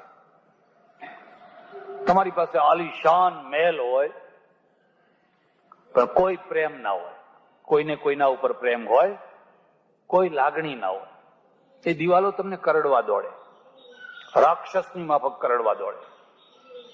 પણ તમે ઝૂંપડામાં રહેતા હો, પર્ણકુટીમાં રહેતા હો, પણ એટલો પ્રેમ હોય એકબીજાના ઉપર, એટલો. હું કાશીમાં રહું તો મારો રૂમ ને રૂમની બારી આગળ બેસી, આખા રૂમમાં અંધારું એટલે બારી આગળ બેસીને હું પુસ્તક વાંચે રાખું. 400 વર્ષ જૂનો એ મઠ, એના નીચે એક ભિખારીએ ઝૂંપડું બાંધેલું, તો નાનું સરખું ઝૂંપડું. આ ભિખારી અષ્ટાવક્ર એટલે લંગડો, આમ હાથ પગ બધા વાંકા ચૂંકા, બોલે નહીં, બેરો એટલે બોબડો. એ પછી એક બીજી ભિખારણને લઈ આવેલો, એટલે એ પણ એવું, એ પણ એના જેવી. અને બંને આખો દિવસ ભીખ માગે. પેલા વિશ્વનાથની ગલીમાં આમ તેમ બેસીને પછી સાંજે ચોખા દાળ કઈ આવ્યું હોય તો પેલી ભિખારણ રસોઈ બનાવે. હું બારીએ બેઠો બેઠો કોઈ વાર આમ નજર પડે તો જોઉં તો કઈ એકબીજાને જમાડતા હોય, કઈ જમાડતા હોય. એમ થાય કે આટલું સુખ તો પેલી ઐશ્વર્ય ઇન્દ્ર ને ઇન્દ્રાણીને નહીં હોય, એટલું સુખ એ લોકો ભોગવે. એટલે ભિખારણ કે તુમ ખાલો, તુમ ખાલો, તુમ ખાલો. હવે મેં કહું આ શેઠિયાઓને તો તુમ ખાલો કોઈ કહેતું જ નથી. ખાવું હોય તો ખાવ, નહીં તો નોકરો જ નોકરો, બધા નોકરો જ નોકરો રાખેલા છે, કોઈને કઈ પડી નથી. સુખનું મૂળ ઐશ્વર્ય નથી, સુખનું મૂળ લાગણી છે, પ્રેમ છે. પ્રેમ હોય ને ઐશ્વર્ય હોય તો સોનામાં સુગંધ પડે, પણ પ્રેમ ન હોય ને ઐશ્વર્ય હોય તો એ ઐશ્વર્ય તો અંગારા બની જાય, ધગધગતા અંગારા બની જાય. રામને, લક્ષ્મણને, સીતા ઝૂંપડામાં પણ બહુ આનંદથી રહે છે, કિલકિલાટ કરે છે. સરસ મજાનું લીપી ઘૂંપીને એટલું સરસ બનાવ્યું છે. ચારેય તરફ જંગલ છે, હરિયાળી છે, લીલોતરી છે, કંદ મૂળ ફળ જે મળે એ ધોઈને ખાય છે. આની સામે મંદાકિની છે, પાસે ઋષિઓના આશ્રમ છે. ક્યાં દિવસ નીકળી જાય એની કઈ ખબર પડતી. એકવાર આ ઋષિના આશ્રમમાં જાય, એકવાર પેલા ઋષિના આશ્રમ જાય, એકવાર આ ઋષિના આશ્રમમાં જાય, બેસે, ચર્ચા કરે, સાંભળે, દિવસ આખો નીકળી જાય વાત. અને જેના ઉપર માનસિક ટેન્શન હોય, માનસિક સંતાપ હોય, માનસિક કોઈ બોજ હોય, એ સત્સંગમાં જાય ને સત્સંગ સાંભળે તો એનો બોજ હળવો થઈ જાય, એનું ટેન્શન ઉતરી જાય. અને ટેન્શનને ઉતારવા જેવું કોઈ મોટું પુણ્ય નથી, અને ટેન્શનને ચડાવવા જેવું કોઈ પાપ નથી. વગર જોતું ટેન્શન ચડાવી દીધું, પેલાનું ટેન્શન ઉતરી જાય. હા હા હા, બહુ શાંત. એટલે પેલા ભરત છે ને એ કેવટ કે છે, જુઓ જુઓ જુઓ, પેલી જે ઝૂંપડી દેખાય, પર્ણકુટી દેખાય, એ રામની પર્ણકુટી છે. ચાલો આપણે જલ્દી જલ્દી જઈએ. ભરત કે છે મને પણ એટલી જ ઉતાવળ છે. રામાયણની અંદર છે ને મિલન બતાવ્યા છે, યોગ બતાવ્યા છે, વિયોગ બતાવ્યા છે, મિલન બતાવ્યા છે. કોનું કોનું મિલન બતાવ્યું છે? એક તો રામ અને ભરતનું, બે ભાઈઓનું મિલન. પછી રામ અને હનુમાનનું મિલન. તમે આગળ જોજો, રામ અને હનુમાન બે મળે છે. પછી હનુમાન અને વિભીષણનું મિલન. લંકામાં હનુમાન ને વિભીષણ બે મળે છે. આવા મિલન બતાવ્યા છે ને પછી છેવટમાં છે ને એ રામ અને ભરતનું ફરી મિલન થાય છે. પેલો ચિતા સળગાઈને તૈયાર થઈને બળી મરવા તૈયાર, 14 વર્ષ પૂરા થયા. આજે છેલ્લો દિવસ છે. જો સાંજ સુધી રામ ના આવે તો આ ચિતા ઉપર મારે બળી મરવું. ફરી રામ ને ભરતનું મિલન થાય છે. અને આ મિલન એટલા બધા અદભુત છે. એક બીજી વાત પણ યાદ રાખજો, તમે ગમે એટલો પૈસો કમાવો જ જોઈએ, પણ કમાવાનો અર્થ એવો નથી પછી આપણે એકના ડબલ કરીએ કે કેમ કે બસ જલ્દી પૈસો કમાઈ લેવો છે, જલ્દી પૈસો કમાઈ લેવો છે, અહીં જાઓ ને અહીં જાઓ ને અહીં જાઓ. અરે જે હશે એ જશે, રવા દો ને ભાઈ, એવી રીતે ના કમાવાય. એટલે નીતિકારે લખ્યું છે સંતોષ ત્રિષુ કર્તવ્ય સ્વદારે ભોજને ધને ત્રિષુ ચૈવ ન કર્તવ્ય અધ્યયને જપદાનયો.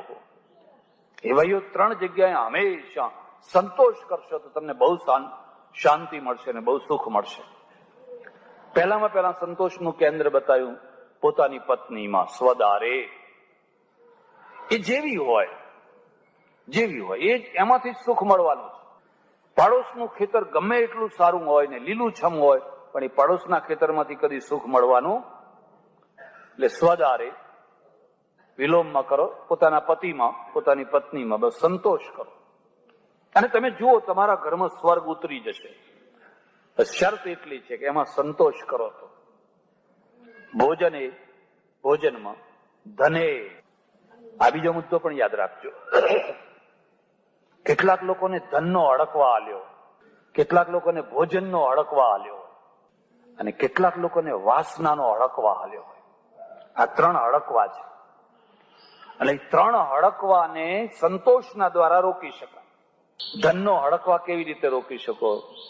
ઓ મારા પ્રભુ, તે મને કેટલું બધું આપ્યું છે, ઓહો કેટલું બધું આપ્યું છે, આટલું તો બહુ થઈ ગયું, આટલું તો બહુ થઈ ગયું, બસ આ વૃત્તિ આવી નહીં. હડકવા પૂર્ણ, શાંત, હડકવા શાંત. એકવાર એક શેઠના ત્યાં ઉતરવાનું થયું મુંબઈમાં. આ બાજુ એમનો રૂમ ને આ બાજુ મારો રૂમ. રાત્રે આંખ ઉઘડી ગઈ, 1:30 વાગેલો, અને આંખ ઉઘડી ગઈ એટલે હું બહાર નીકળ્યો તો જોયું તો એમના રૂમમાં બત્તી બળ્યા કરે. તો મેં વિચાર કર્યો કે આ અત્યારે 1:30 વાગે કેમ લાઈટ બળતી હશે? તો આમ તિરાડમાંથી જોયું,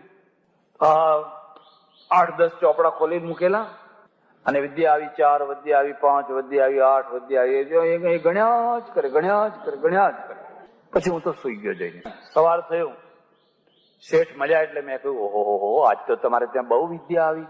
મને કે વિદ્યા અમારે ત્યાં ક્યાંથી? વિદ્યા તો તમારા પાસે, અમારી પાસે ક્યાં રહે? મેં કહ્યું રાત્રે તમે 1:30 વાગે વિદ્યા આવી 5 ને વિદ્યા આવી 8 ને વિદ્યા આવી 3 ને એ બધું તો રાત્રે વિદ્યા આવતી હતી. મને કે શું કરીએ? 3 વાગે રાત્રે સૂતો તો, એમ આખી રાત જાગ્યો છે. 3 વાગે મેં કહ્યું કયા તમારા નસીબ ફૂટ્યા કે તારે ત્યાં નોકરી કરનારા માણસો, સામાન્યમાં સામાન્ય નોકરી કરનારા, કોથળા ઉપર ઘસઘસાટ ઊંઘી જાય. જોજો, ઓટલા ઉપર કોથળા ઉપર કોથળો પાથરીને ઘસઘસાટ ઊંઘી જાય. અને કરોડોની મિલકત હોવા છતાં તારા નસીબમાં સમય ઉપર ઊંઘ, સમય ઉપર ખાવાનું નથી, સમય ઉપર ઊંઘ નથી, સમય ઉપર બાળ બચ્ચાની સાથે વાત કરવાનો ટાઈમ નથી. પરદેશમાં જઈને જોજો, પરદેશમાં માણસે કૂતરું પાડ્યું હોય ને તો કૂતરાને ટાઈમ આપે. એ કૂતરું કલાક લઈને ફરવા નીકળે. એમની લાઈન આમ બાંધી દીધું એટલે બાંધી દીધું એવું નહીં. એ જાણે છે કૂતરું એકલા રોટલાથી કૂતરું પડતું, કૂતરું પણ વાલનું ભૂખ્યું હોય છે. એક બીજો મુદ્દો યાદ રાખજો, એક રોટલાની વફાદારી અને એક વાલની વફાદારી. આ કૂતરું તમે જોજો, એ આવીને રોટલો ખાઈ જાય, પણ સાંજે જઈને સુએ ક્યાં? જે એને વાલ આપતો હોય ને એના ખાટલા આગળ જઈને સુઈ જાય. ભલે રોટલો ના આપે પણ વાલ આપે, એના માથા ઉપર હાથ ફેરવે, એને પંપાળે, આમ તેમ કરે. મારે ત્યાં આવે 2-3 કૂતરા આવે, ખાઈ નાહી જાય. બધા ખાય અહીંયા અને ચોકી કરે. કેમ? એના ત્યાં કેમ નાહી જાય છે? કારણ કે એને પુચકારે છે, આમ કરે ને એટલે એના પાસે આખી રાત એના ખાટલા નીચે સુઈ જાય. એટલે એક રોટલાની વફાદારી હોય ને એક વાલની વફાદારી હોય. રોટલાની વફાદારી કરતા વાલની વફાદારી વધારે છે. પૈસાદાર માણસો સમજે કે આપણે લો ને રોટલો આપી દો, કેરીઓ લાવ્યા ને ફલાણું લાવ્યા ને ફલાણું લાવ્યા ને બધું લાવ્યા.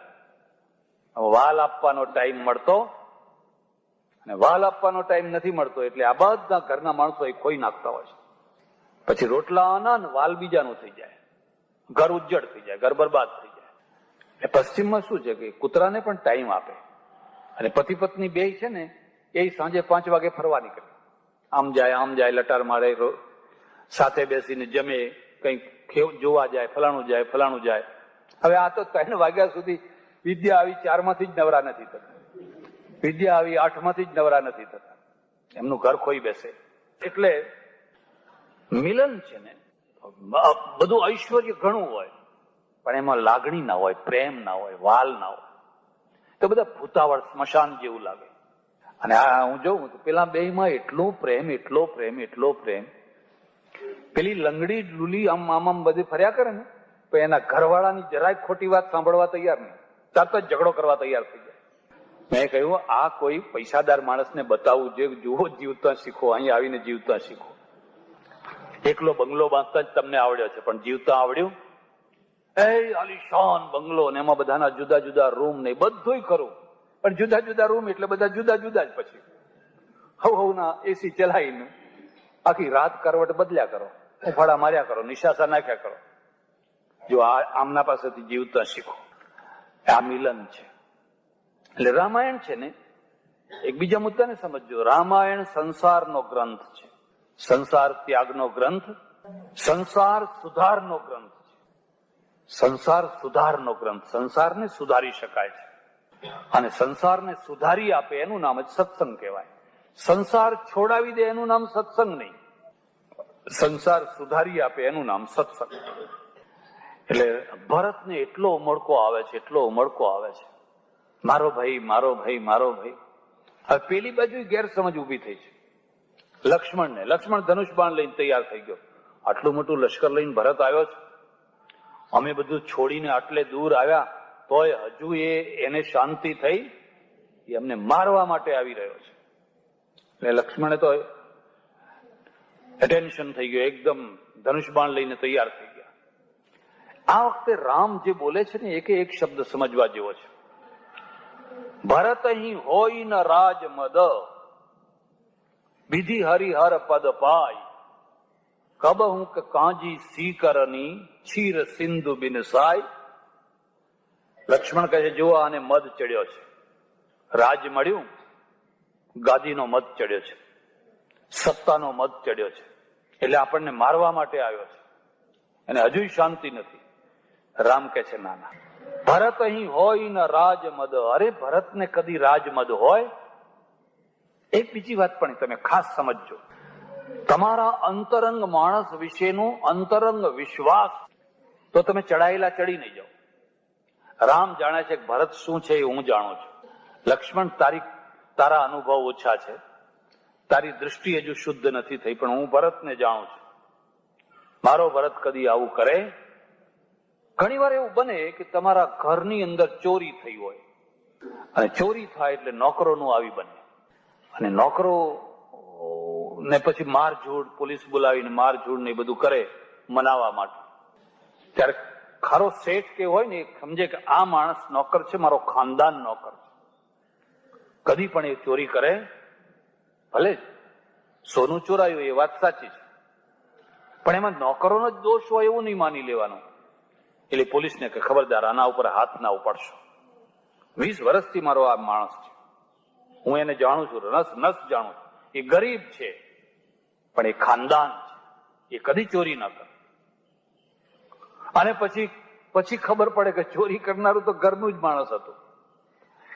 ઘરના માણસે જ વસ્તુ આગી પાછી કરી હતી અને આગી પાછી કરીને પેલાના ઉપર આળ ચડાવી દીધું. આને પ્રતીતિ કહેવાય. તમારા અંતરંગ માણસ ઉપર, તમારો મુનિમ હોય, મહેતા હોય, નોકર હોય, ડ્રાઈવર હોય, પતિ હોય, પત્ની હોય, જે હોય, એ અંતરંગ માણસ ઉપર તમને એવો દ્રઢ વિશ્વાસ હોય. રામને ભરત ઉપર વિશ્વાસ. ભરત અહીં હોય ન રાજ મદ. એક બીજી વાત પણ સમજવા જેવી છે. માનો કે નોકરે ચોરી કરી, કદાચ કરી હોય, 2-5 હજારનું હોય વસ્તુ, 2-5 હજારની હોય, લઈ હું જવા દો. તમને નુકસાન કેટલાનું થયું? 2-5 હજારનું. પણ જો એને ચોરી ના કરી હોય અને તમે એના ઉપર આક્ષેપ કરો અને પોલીસ મારઝૂડ કરે અને છેવટે આ માણસ આત્મહત્યા કરે આબરૂના કારણે, તો એનું નુકસાન કેટલું મોટું થાય? આજકાલ તો કોઈ વાર પેપરમાં એવું આવે કે ચોરી નથી કરી એની સાબિત કરવા માટે ઉકળતા તેલમાં હાથ નાખવાનો, વીંટી નાખે. ક્યાં પેલા કોદાળા ઉચકાવે છે ને, ક્યાં આટલામાં જ કંઈક છે, હેડો કે ચોરને લઈ જાઓ, કોદાળા ઉંચકવાના. ધગધગતા કોદાળા કરે ને પછી ઉંચકે. અને જો એ સાચો હોય તો એની ચામડીને કશું થાય? અરે આ બધી ખોટી વાતો છે. એના કરતા પરીક્ષા જ કરવી હોય તો ઉલટી કરવાની. પેલાને એમ કહેવાનું કે જો મેં વીંટી ચોરી હોય તો તમે કાઢો બહાર, તો તમારા હાથને કશું નહીં થાય, તો હું ચોર સારો. તમે નાખો ને, મારો હાથ શું કામ નખાવો છો? કેટલા મોટા અનર્થો થતા હોય છે. આ એક પ્રતીતિ છે. અને બીજી વાત પણ સમજજો, જ્યાં સુધી અંતરંગ પ્રતીતિ દ્રઢ ના થાય ત્યાં સુધી અંતરંગ સંબંધ જામતો હતો. તો બાહ્ય સંબંધ, તો વેવાઈના સંબંધ હોય, વેપારીઓના સંબંધ હોય, એકબીજાના સગાવાલાના સંબંધ હોય, એ બધા કેવા હોય?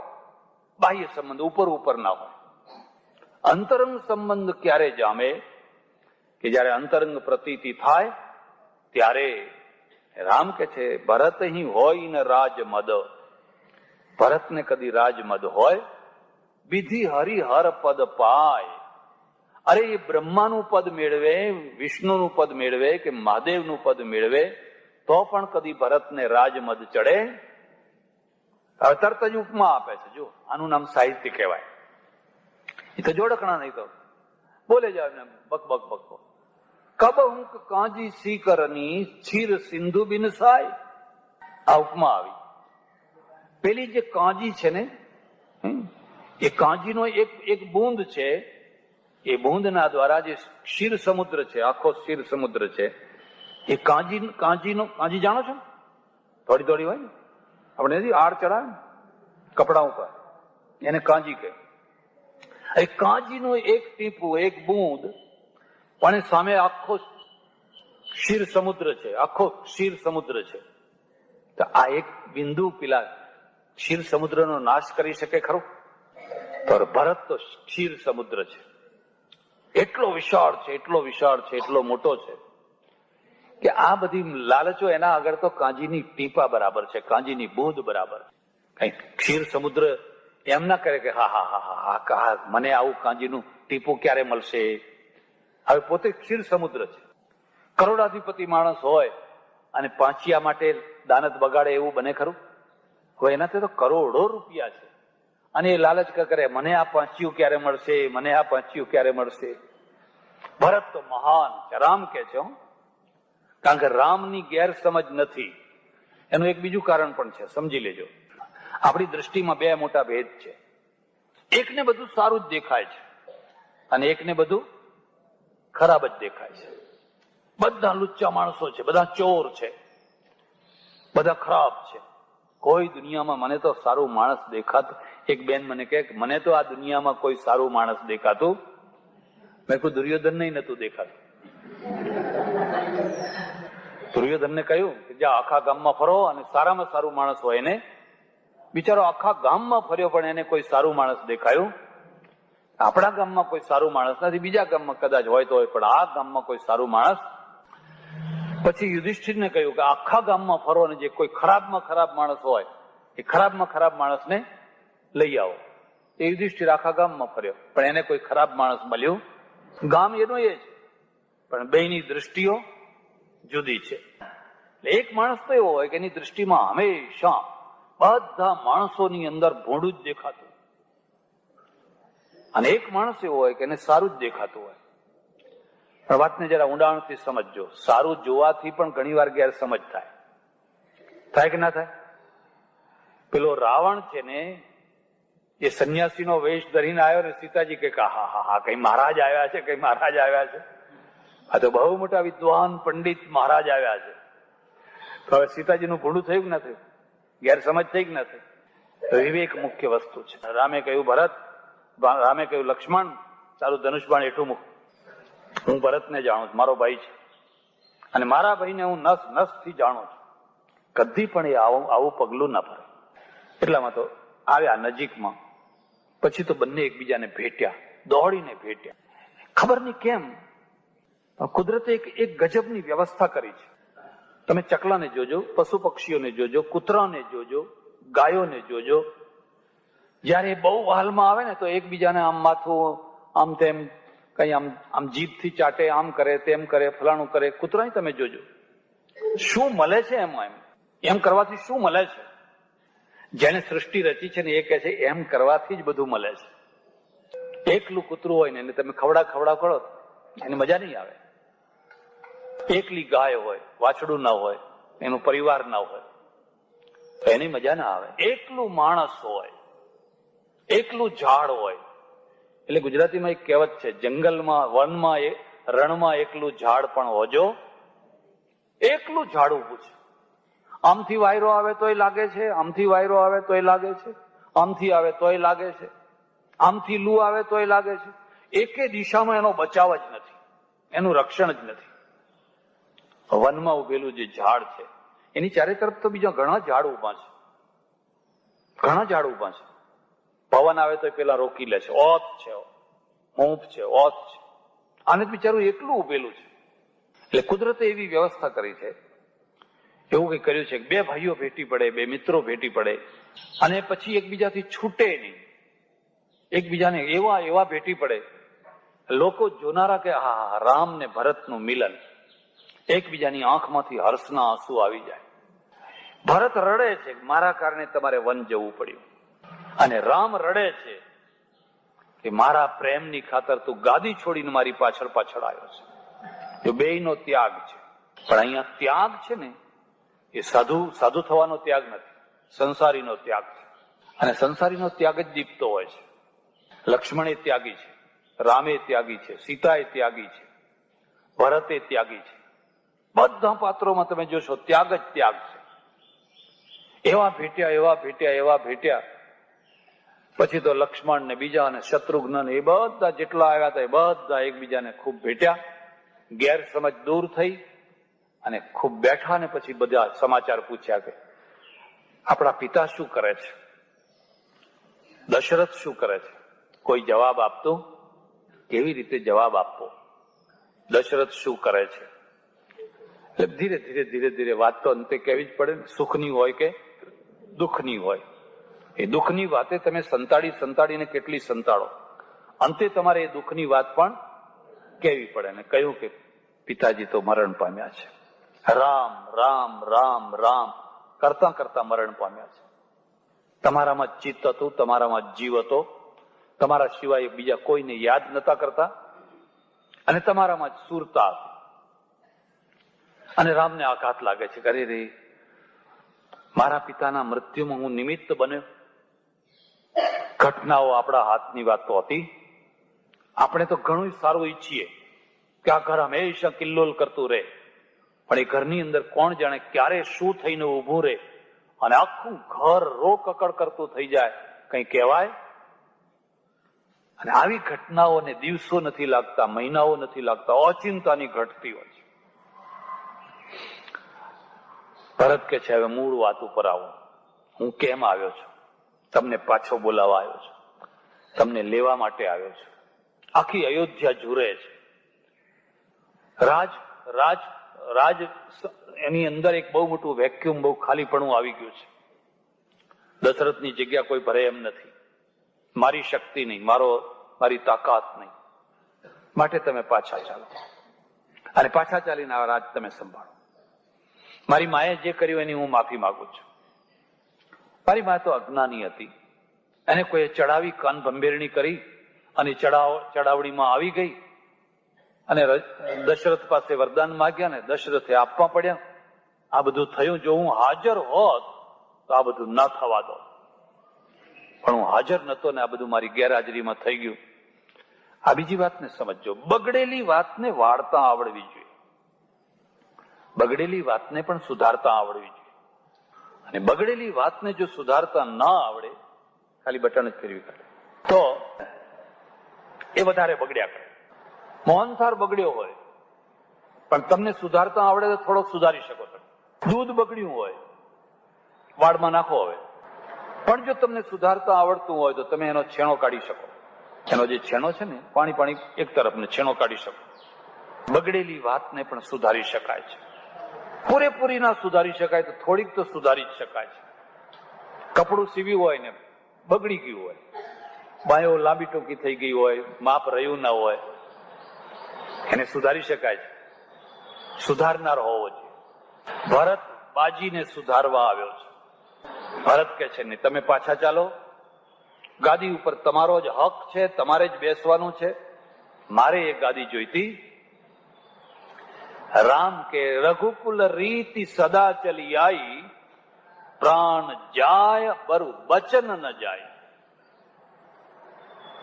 મારા પિતાનું વચન છે અને એ વચન મારાથી ઉલ્લંઘન કરી ન શકાય. મારે એ વચન પાળવાનું છે. અને વચન પાડ્યા વિના જો હું પાછો આવું તો અત્યારે તો તમે મને બધા ચાલો ચાલો ચાલો કરીને લઈ જાઓ છો, પણ એના એ જ તમે પાછી મારી નિંદા કરવા લાગશો. આ વાતને સારી રીતે સમજજો. લોકો આમે આગ્રહ કરે ને આમે આગ્રહ કરે, બંને રીતે આગ્રહ કરે. ડોક્ટરે કહ્યું હોય કે તમારે ઘી તેલ બહુ ખાવું નહીં, ઘણા હવે કેમ, પણ કોઈ આગ્રહ કરે ના ના ના આટલું ખાઓ આટલું ખાઓ આટલું ખાઓ આટલું ખાઓ. તમે કહો હું હવે આગ્રહ છે તો ખાઓ, અને ખાઓ તમે. પછી પીરસનાર જ પાછા કે આ તો કશું કઈ જીભને કંટ્રોલમાં રાખતા જ નથી.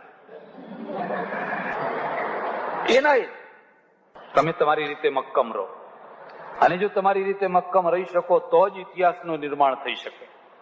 રામે કહ્યું હું નહીં આવું. ભરત હવે બેયના વચ્ચે એવી રકઝક ચાલે છે. ઋષિઓ આવ્યા છે, વશિષ્ઠ ઋષિ આવ્યા છે, ફલાણા ઋષિ આવ્યા છે, અને બધા સમજાવે છે કે ચાલો ચાલો ચાલો. એક બીજી વાત પણ છે, મનગમતી વાત કોઈ રાખે ને તો માણસને બહુ ગમે, બહુ ગમે. પણ મનગમતી ન હોય પણ કલ્યાણકારી હોય એવી વાતને રાખે તો કોઈને ગમે એ ના ગમે. હોય એના કલ્યાણની હોય એ ના ગમે.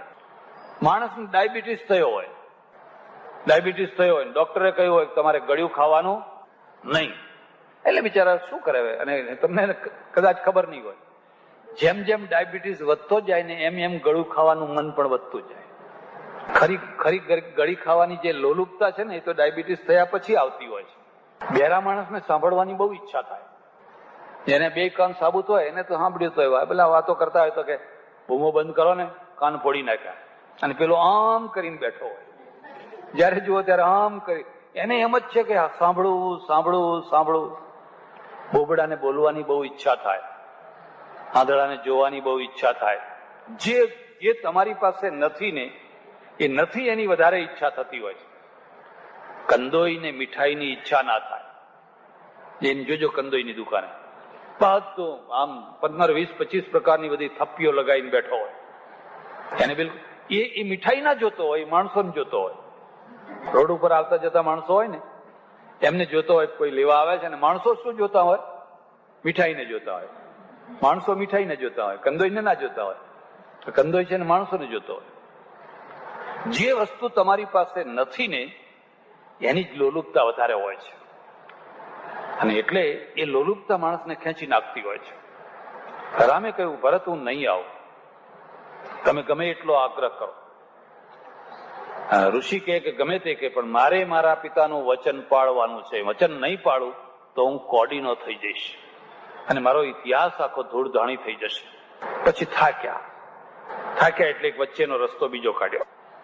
ભરત અડગ છે અને રામ પણ અડગ છે. બેયની અડગતામાંથી એક ત્રીજો રસ્તો નીકળ્યો. તો એમ કરો, તમારી પાદુકા આપો. ગાદી ઉપર પાદુકા બેસશે. રામ નહીં બેસે, ભરત નહીં બેસે, પણ રામની પાદુકા બેસશે. અને ભરત એ પાદુકાનો મંત્રી થઈને રાજ કરશે. રાજા થઈને નહીં, પણ ટ્રસ્ટી થઈને, મંત્રી થઈને રાજ કરશે. દુનિયામાં કોઈ જગ્યાએ જોવા ના મળે એવો આ ઇતિહાસ છે. આવો અદભુત ઇતિહાસ છે. છેવટે રામે પોતાની પાદુકા આપી અને ભરતે માથે લગાવી અને માથા ઉપર મૂકીને વાજતે ગાજતે પાદુકા લઈને ચાલ્યા. જયારે અયોધ્યા પહોંચ્યા ત્યારે કહ્યું કે રામ તો ના આવ્યા, પણ અમે રામની પાદુકા લાવ્યા. જરા તુલના કરજો. કૃષ્ણ તો ના આવ્યા ફરી ગોકુળ, કૃષ્ણ તો ફરી ના આવ્યા ગોકુળમાં, મથુરા ગયા એ ગયા, પછી પાછા ના આવ્યા, ગોપીઓ ઝૂરતી જ રહી. પણ કૃષ્ણનો મુગટ આવ્યો, કૃષ્ણનો મુગટ આવ્યો. એટલે આ પ્રણામી સંપ્રદાય મુગટની પૂજા કરે, કૃષ્ણની નહીં, મુગટની પૂજા કરવાની. મથુરા જાઓ તો મુગટ મુકતારે જાજો, તેના આધારે દિવસ જાય. મુગટ આવ્યો, એમ અહીંયા પાદુકા આવી. બેની જરા તુલના કરજો. એક માથાનો છેવટનો ભાગ છે અને એક પગનો છેવટનો ભાગ છે. એક માથાનો છેવટનો ભાગ છે. સૌથી ઊંચામાં ઊંચું માથું, માથા ઉપર મુગટ. સૌથી નીચામાં નીચા પગ ને પગની નીચે પાદુકા. ભરતે કહ્યું એ પાદુકા મને આપો. કેટલી ઊંચી ભાવના હશે. એટલે ભરત અમર થઈ ગયા. પાદુકા લાવ્યા અને પછી ગાદી ઉપર પાદુકાની સ્થાપના કરી અને ભરત નંદીગ્રામમાં રહેવા ગયા. અયોધ્યામાં ના રહ્યા, નજીકમાં જે નંદીગ્રામ છે ને એ નંદીગ્રામમાં રહેવા ગયા અને ત્યાં ઝૂંપડી બનાવી. મારો ભાઈ જેવી ઝૂંપડીમાં રહે છે એવી જ રીતે હું પણ ઝૂંપડીમાં રહીશ, અને એ જેવી રીતે દાબડો પાથરે છે એવી રીતે હું પણ દાબડો પાથરીશ. એવી જ રીતે એ અરણ્યમાં અરણ્ય કરીને રહે છે અને હું મહેલમાં અરણ્ય કરીને રહીશ. અરણ્યમાં અરણ્ય કરીને રહેવું એ અઘરું કામ નથી, પણ મહેલને અરણ્ય કરીને રહેવું એ બહુ. તમને બધી સાહેબી હોય, બધી સગવડો હોય, બધું હોય, પણ તમે એમાંની કોઈ ચીજને અડતા ના હો, તમારા મનમાં પણ કોઈ ચીજની અસર ન હોય, તો તમે મહેલમાં અરણ્ય કરીને રહો છો. અને મહેલમાં અરણ્ય કરીને જે રહે એ ત્યાગી થયો કહેવાય. પેલો તો ફરજિયાત ત્યાગી છે. એકવાર એક બહુ મોટા મહાત્માને મારે મળવા જવાનું થયું. મારા કરતા ઊંચા, પંજાબી શરીર, અને એમના શરીર ઉપર જે આવા ચોંગા પહેરે, એ જમાનામાં 10,000 નો એક ચોંગો, જરિયન જામા, બધા એવા જરિયન જામા, ને એના ઉપર 2 કિલો સોનું પહેરે પાછું. તો આ હાર ને એવા આ ને અહીં ને તે અહીં ને ચારે તરફ 2 કિલો સોનું પહેરે. અરે સાધુઓની એ બલિયારી છે. કેટલાક બિલકુલ લંગોટી જ લગાવેલા હોય અને કેટલાક જુઓ તો જરિયન જામા પહેરતા હોય. ત્યાંય ટોળું ભેગું થતું હોય ને અહીંયા મને ના ગમ્યું. પછી લોકો બધા આગા પાછા થયા ને અમે બે રહી ગયા. એટલે મેં એમને કહ્યું, મહારાજ, संन्यास लेकर के भी आप इतना सोना पहनते हैं और इतना जरियान जामा पहनते हैं, क्या मिलता है इससे आपको? मैं आऊं एमने કહ્યું. એમણે મને શું કહ્યું ખબર છે? ને કે તું એક અંગૂઠી પહેન કે તો દિખા. મેં તો આ જરિયન જામા પહેર્યા છે અને આટલું સોનું પહેર્યું છે, પણ તું મને એક વીંટી પહેરીને બતાવ. એમ કે એક વીંટી પહેરીશ ને તો કોડીનો થઈ જઈશ. આ લોકો આવતા હશે બધા બંધ, અલ્યા કે જોયું મહારાજે તો હીરાની વીંટી પહેરી. ઓહો, મહારાજે તો હીરાની વીંટી પહેરી. અમે એટલા માટે નથી પહેરતા, પહેરી શકાતી નથી. એક સાધુ મને મળ્યા, મને કે તમે સ્લીપર પહેરો છો? મેં કહું સ્લીપર પહેરું. પહેલા નતો પહેરતો, ઉઘાડા પગે ખૂબ ફર્યો હું તો, પણ સ્લીપર પહેરીએ છીએ અમે તો. મને કે અમે ના પહેરીએ, અમે કોઈ સ્લીપર બીપર પહેરીએ નહીં. મેં કોઈ પહેરી બતાવો તો ખરા, તો કોઈ તમને ઉપાશ્રયમાં પેસવાય નહીં દે. તમે એટલા માટે નથી પહેરતા કે જો પહેરવા જાઓ તો તમે કોડી ના થઈ જાઓ, તમારી કિંમત રહે. લોકોના નિયંત્રણના કારણે ત્યાગ છે આ, સ્વતઃ ત્યાગ. બાકી પહેરવાની તો ઘણી ઈચ્છા હોય, પણ લોકો શું કહેશે, લોકો શું કહેશે, લોકો આપણને નહીં માને, એટલે આ ઉપરનો દેખાવનો ત્યાગ. પેલા એ કહ્યું કે દેખ મેં ये सब पहनता हूं लेकिन मेरी इसमें कोई रुचि नहीं है. कई लोग कितना टोला है. ભરત છે ને મહેલમાં રહે છે અને મહેલમાં રહીને પણ સાથરા ઉપર સૂવે છે. એટલે મહેલનો ત્યાગ, મહેલમાં રહીને મહેલનો ત્યાગ, પેલો સ્થૂલ ત્યાગ છે. મહેલમાં રહે છે, ઘરમાં બધું છે, ઘી છે, દૂધ છે, સારામાં સારા વસ્ત્રો છે, સોનાનો ઢગલો છે, પણ એ અડતો નથી કોઈ દિવસ. કોઈ દિવસ એને ઈચ્છા નથી થતી. આ સાચો ત્યાગ છે. એટલે ફરીથી તમને કહું છું, રામાયણમાં સંસારીઓના ત્યાગની કથા છે, સાધુઓના ત્યાગની નહીં, પણ સંસારીઓના ત્યાગની કથા છે. સાધુઓનો ત્યાગ છે ને એ લાચાર છે. ત્યાગ કર્યો, હવે આજ કોણ જમાડશે, કોણ કપડું આપશે, કોણ પૈસા આપશે, કોણ રસ્તાનો ખર્ચો આપશે? ત્યાગની લાચારી. અહીંયા લાચારી નથી, પોતાના ઘરમાં છે અને છતાંય ત્યાગી છે, અને છતાંય ત્યાગીપણાનો કોઈ અહંભાવ. રામાયણ, આખી રામાયણ તમે જોશો તો સંસારીઓના ત્યાગની રામાયણ છે. અને એમાંથી જે અદભુત પાત્રો ઉભા થયા છે, એમાંથી સૌથી ઊંચામાં ઊંચું જે પાત્ર છે ને એ ભરતનો ત્યાગ છે. પોતાના ભાઈ માટે તમે ના બેસો, કઈ વાંધો નહીં, પણ હું તમારી ચાખડીઓ પાદુકાઓ મૂકીશ અને પાદુકાઓના દ્વારા હું રાજ્ય કરી, રામનો સિક્કો બનાવીશ, ભરતનો સિક્કો નહીં. નામ તમારું, હું તો વહીવટદાર માત્ર, હું તો માત્ર ટ્રસ્ટી થઈને કામ કરીશ. આ રામાયણના ભ્રાતૃ પ્રેમની કથા છે. એટલામાં તો ચિત્રકૂટની આજુબાજુમાં થોડા અનર્થો થવા માંડ્યા.